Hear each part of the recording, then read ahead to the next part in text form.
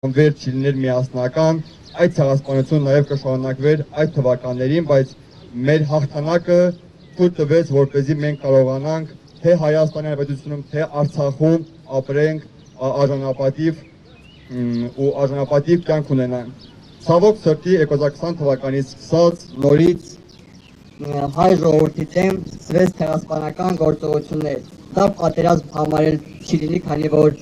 մի քանի երկիր միավորվելով իրար հարձակվում են Արցախի հանրապետության վրա եւ վերջը 23 թվականի Արցախ թողնել ու որպեսզի չդառնալ ցեղասպանության զոհ դուրս ենք եկել Արցախից ու այսօր ապրում ենք Մայր Հայաստանում, ու այսօր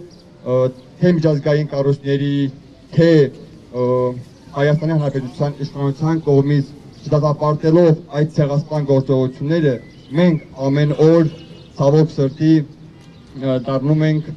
դրա զոհը։ Հիմա քանի որ շուտով կմեկնարկի Հանրապետության հրապարակից երթը,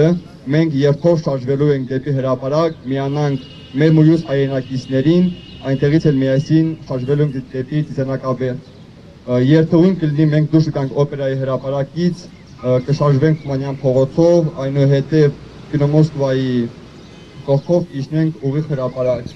Խնդրում եմ միասին միասնական շարժվենք դեպի հրապարակ։